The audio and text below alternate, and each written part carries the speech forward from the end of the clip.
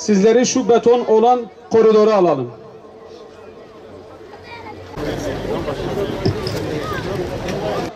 Beton olan yere sizleri alalım.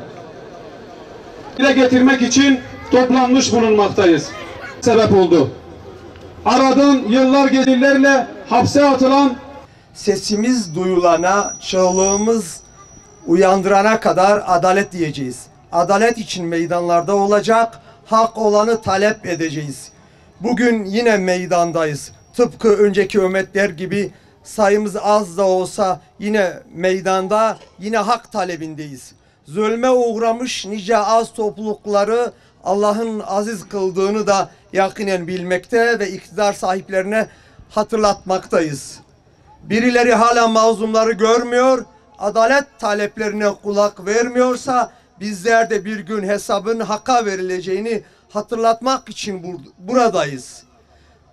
Babalarımıza, evlatlarımıza bizlere yapılan zulümler arş-ı alaya yükseliyorken yıllardır yaşadığımız zulme sessiz kalanlara Allah'a hesap vereceklerini hatırlatıyoruz. Ajanlar, darbeciler, provokatörler cezaevinlerinden salıveriliyor. Can Dündar, Enis Berberoğlu, Ajan Brunson tahliye ediliyor. Ama kumpaslarla zindanlara konulan mazlumlar bir türlü görülmüyor. Ergenekon, Balyoz, Sarı Kız, Ay Işığı davalarında yargılanan sanıklar, hatta ağır cezalara çarptırılan hükümlüler bir gecede ansız salıveriliyor. 28 Şubat ve FETÖ yargısı mağdurları ise hala adalet bekliyor.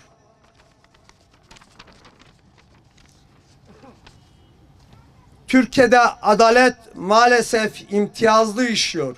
Adalet kendini ülkenin sahibi gören küçük azınlığın elinde vakti gelince yenen bir puta dönüşüyor. Haksızlığa uğramış mazlumlara ise tekrar eden zulüm dolu tarihi izleme kalıyor. Yetmez mi? 15, 20, 25 yıl boyunca zindanlarda bir neslin heba edildiği, yetmez mi evlatların analarından çeyrek asır uzak kalışı? Yetmez mi anaların evlatlarına hasretle dar-ı bekaya güç etmesi? Yetmez mi çocukların baba hasretiyle ucu bucağı görünmeyen yolları gözlemesi? Görülmez mi vesayet rejimlerinin, ABD'nin sinsi örgütlenmelerinin kirlettiği devlet havzasının neden olduğu mağduriyetler? Görülmez mi işkence raporları, kumpaslar, tuzaklar ve yıllarca devam eden hukuksuz yargılamalar? Görülmez mi artık Yusufilerin mahsumiyeti? Ama biz görüyoruz anlamsız aciziyeti, sinmişliği, korkaklığı.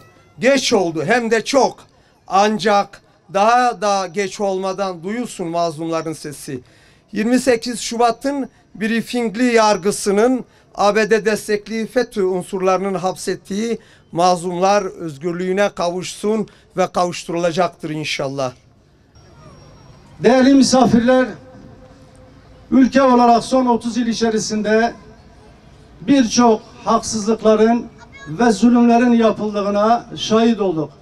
Hepimiz bu süreci ve özellikle 28 Şubat postmodern askeri darbenin, askeri vesayetin yapmış olduğu darbe sürecinde bu ülkede belki de yüz binlerce insanın, mütedeyyin ve dindar yüz binlerce insanın mağdur olduğu o süreci hatırlıyoruz.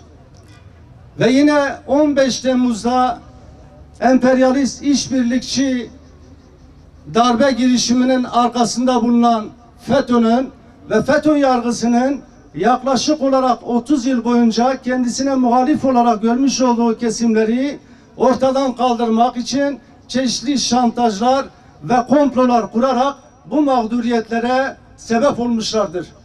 Ve son 2-3 yıl içerisinde ise bu mağduriyetler Türkiye kamuoyu tarafından bilinmiş, görülmüş ve özellikle Sayın Cumhurbaşkanı tarafından da dile getirilmiştir. Hatırlarsanız yaklaşık olarak 2 yıl önce Sayın Cumhurbaşkanı'nın 10 yıl, 15 yıldır cezaevlerinde çürüyen vatandaşlarımız var demesiyle aslında bu mağduriyetlerin Türkiye tarafından, Türkiye kamuoyu tarafından ve hükümet tarafından görüldüğü ve artık bu mağdur olan tarafların da bu mağduriyetin giderilmesi için gerekli olan düzenlemelerin yapılması için bir beklenti içerisinde girilmiştir. Dolayısıyla bu ailelerimiz, mağdur olan ailelerimiz gerçekten haksız bir şekilde 25 yılı aşkın bir süredir cezaevlerinde çürümeye bırakılmışlardır.